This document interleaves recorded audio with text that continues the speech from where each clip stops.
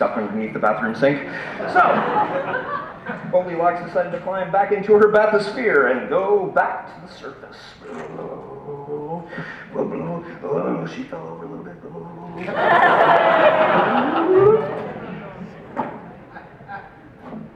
When Goldilocks reached the surface, she found herself near a small island. Maybe. We'll see. Yeah, she did.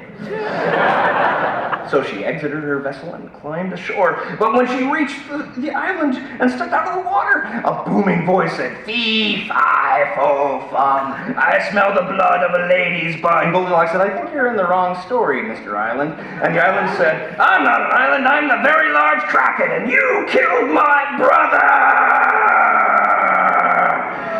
And Goldilocks said, "How did you know I killed your brother?" And the very large island said, "You're wearing his skin, it's kind of obvious." And Goldilocks said, "Yes, I did kill and eat your brother, but he was too vinegary and oily, so now I'm gonna eat you." And Goldilocks grabbed a water bottle.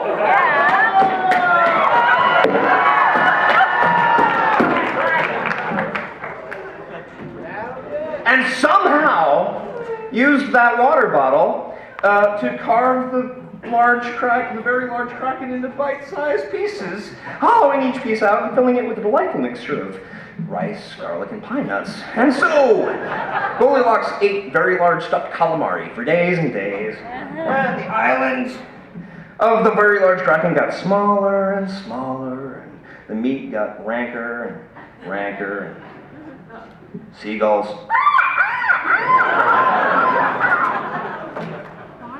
And Goldilocks was still hungry, so she decided to go beneath the waves in her junkyard submarine.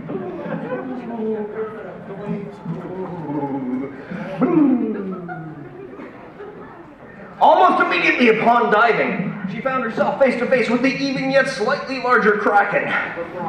"Wow, I didn't expect to find you that fast," said Goldilocks. And the even yet slightly larger kraken said, "Well, the story's running a little long, so..." And Goldilocks said, "Look, I ate your brother, the large kraken, but he was too vinegary, and I ate your sister, the very large kraken, but she was too islandy, so now I'm going to eat you." And the even yet slightly larger kraken said, "No, Goldilocks, don't eat me. I have a brother, an older brother, who's even bigger and even fresher and even more organic than I am. Eat him instead and spare me." And Goldilocks said, "Go thither and deliver me to this elder sibling that I might gourmandize his sinews for my abiding repast." And the even yet slightly larger kraken said, that's some pretty big words." And Goldilocks said, "It's a high-class audience."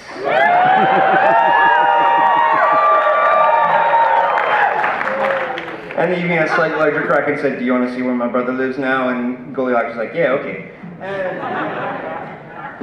the even yet slightly larger kraken said, "He lives behind that door."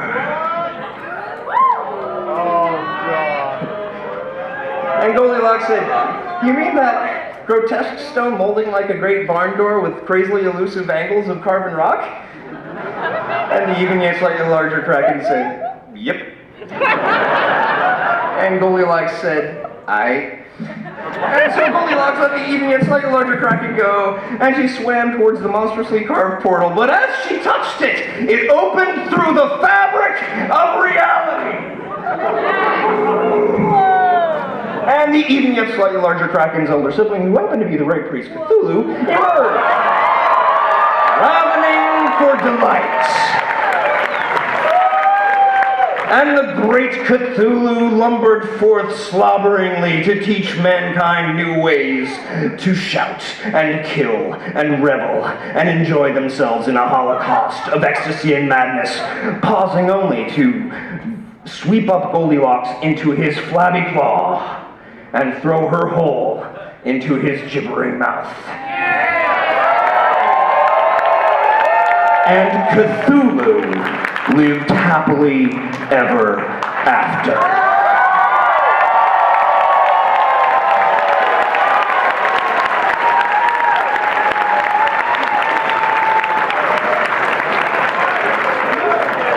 Hey! Everybody? Yeah. we've done Cthulhu, we've done Star Trek, we've done Star Wars, we've done Batman. I don't know, man. Not the J.J. Abrams. Yeah, well, JJ, we talked about poop in the toilet. We're covering our bases tonight, yeah. Really covering our bases. I feel really good about it. So, by the way, with Carl's puppet notes, that was what we call toy theater. Yeah. And in the puppet world, that's what we call toy theater. It's all about putting it all in one suitcase and getting it to DragonCon. Yeah. Tiny little puppets. It's very good. All right. Puppets in a suitcase. Molly, how do you do it? 7 puppets in a suitcase. You guys ready? Good to go? Fucking awesome. Hey, ladies and gentlemen, we have Bali Coffee with Keith Brooks and Lacey Patton. They also made the film Magic the Gathering, the musical. Some of you may have seen it. Give it up for Keith's first time!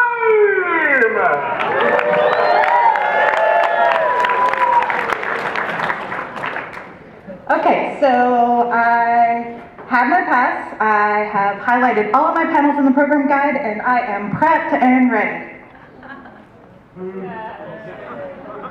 Keith. You didn't tell me there would be boobs. There are boobs everywhere. It's like a whole mountain of boobs. Yes, Keith, boobs are wonderful. Do you have a game plan? Oh yeah, I was just gonna, hang around, find something to do. Are you kidding me? What did I tell you? Keith.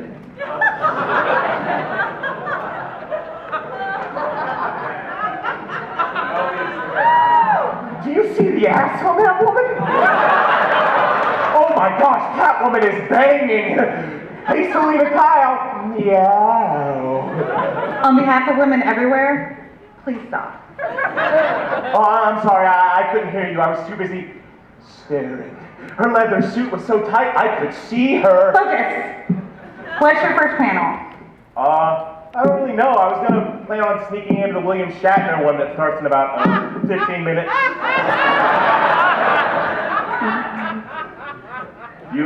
You keep staring at me like that. Keith, we talked about this. It's like you didn't even listen to me. You're going to be waiting in line for that about as long as the brown coats are waiting for the next Firefly movie.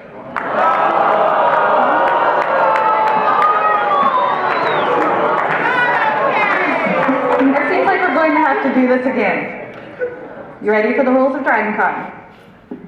Rule number 1. Know your place as a geek. For example, you are not a video gamer. What are you talking? I love video games. Keith, Candy Crush is not a video game. Also, respect the cosplayers. If you see the Doctor, don't go up to him and say nice bow tie. Who? Yeah, you're getting it, exactly. What? Kilts! I'm sorry. Did you say kilts? Yes, kilts. I know what kilts are. Like, I've been to a punk rock concert before, and I thought of sporting one myself, but are kilts really something I need to know about? Yes. Okay, what about William Wallace? Don't ask what's under there. Under there? Nerd balls. Sweaty, free-flowing nerd balls. Yeah! All in your face. I got another one for you. Bathroom breaks are very important. Well, what do you mean? You don't want to be that Harley Quinn stuck on the 14th floor peeing in a trash can in front of a security camera. That shit comes back. Been there, done that. What? Also, concred is a very serious and dangerous thing. In fact, you should just stay away from the gaming room altogether. Oh, I got one. Never ask a brony what bronies are. But what are bronies? You really don't want to know. Keith, Yeah? always stay moving. Repeat after me. Always stay moving. When you're trying to get on the escalator at the Marriott and nobody's moving, it's because some asshole in the Hyatt is in the walkway going through their purse.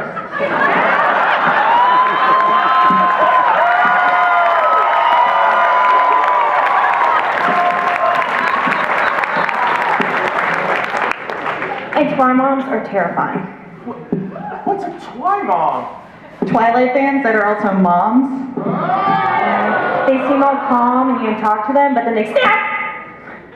And crazy eyes. If you don't recognize the costume, it's probably anime. Well, I watch.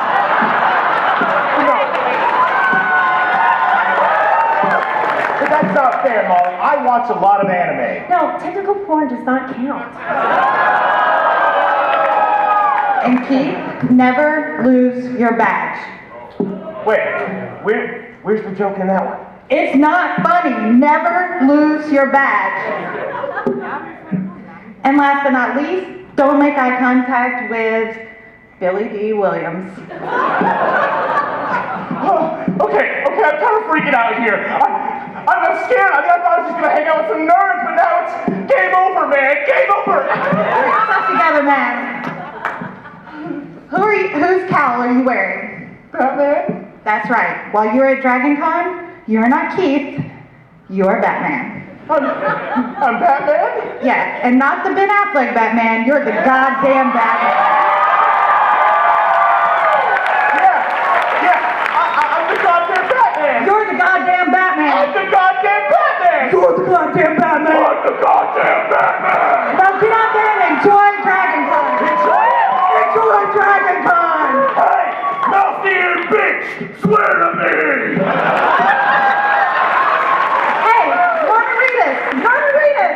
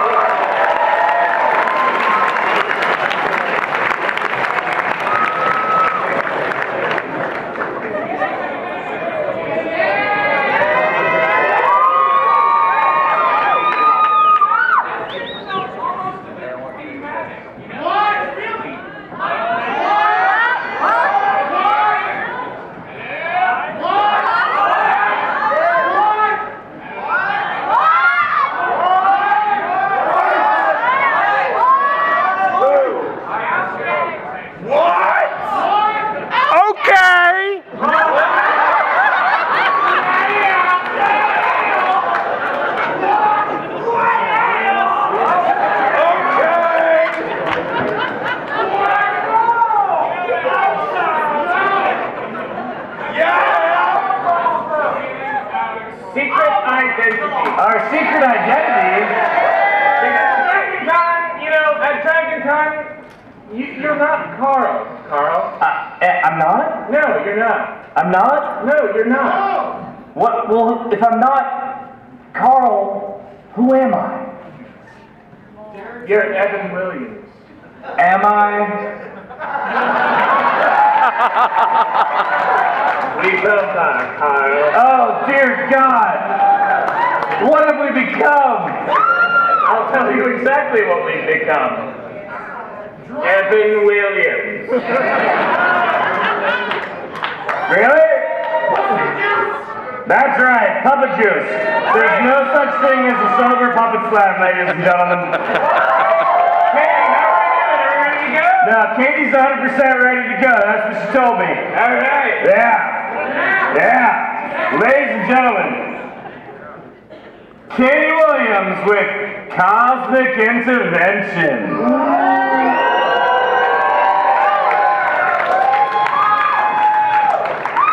Hey guys, so I want to do something kind of different. So I have this book, and I'm just going to read you a story, if that's okay. Yeah! So, it's called Cosmic Intervention, a Cautionary Tale. Let's see what we got here. It is a period of boredom. The characters, having not had a proper film to appear in for decades, my prop doesn't want to agree with me. Fuck it. Grow restless. Elsewhere in the universe, plans have been made to revive the franchise. Tasked with delivering this momentous news, the Planet Express ship speeds towards Hawk. Now, why Hawk? Well, because I had a very limited budget and Hawk was easy to draw. So, Hawk.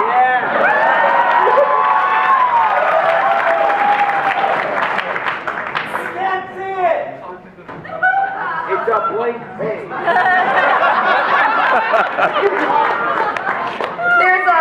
It's a way Homer. There's not a lot of stuff to do on Hawk, so they gotta keep themselves entertained somehow. And, oh crap. There's those puppets, and there were, well, there's that. But I had another character, and oh, well, that's kind of awkward. Hang on a sec. So, where were we? Guys, puppets are down here. Eyes on the puppets. So, this isn't that kind of puppet show. Yeah, it is. Back to the story. Good news, everybody. Okay. We got a letter, guys. It's stay. Come on, guys. It's not, you haven't had that much to drink yet. Yes, we have. You might have. Yes. We got a letter, and it's from Disney. They want us to do another movie, and some guy named J.J. Abrams is going to direct it. Oh, that's great. I guess we got a new film to make. Let's go tell our friends all the good news. And so the Star Wars characters set off on an epic journey, and they traveled across the galaxy to tell their friends the good news. Little did they anticipate the welcome they would receive aboard the Enterprise. It's an intervention! I don't get it. What's going on here? What is this? This is the Council of Screwed Over Sci-Fi Franchises. Everyone here represents a once great sci-fi series that has since been cut down in its prime. You know Battlestar Galactica, Fracking Caprica, and Firefly. 2x2! Why couldn't they make 2 seasons? But, I mean, I get that, but I don't see what that has to do with us. I mean, we just got this really awesome letter, and don't you see it, woman? This J.J. Abrams is a death sentence. It's gonna be, is that a mountain? It's, Why is it climbing a mountain? excuse me. Oh, excuse me for a second here. I need to. Yeah. I don't get it. Why is he climbing a mountain? Because he's in love! Okay. Thanks, guys. Good news, everyone! You got canceled again. Oh, I don't want to live on this planet anymore. But guys, I don't know what's. You only have one choice now. You have to pull a Firefly. What? You have to get canceled right now while your fans still have this pristine, well, in your case, maybe we'll go with somewhat pristine image of you and these memories that'll last forever. You need to sacrifice yourself to save the fans. But sacrifice ourselves? I don't...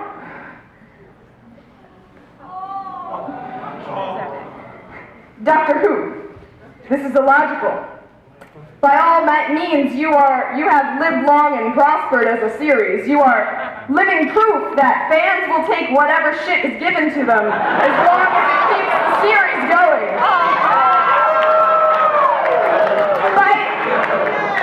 By showing up at this meeting that they clearly didn't belong at, Doctor Who has caused a spatial anomaly. And now anything could happen. I don't know what's, oh my god, it's a Sharknado! You can't take the skies from me! This is illogical! Frack! No, Mountain, I love you! I know! And like any good story. This one has a moral.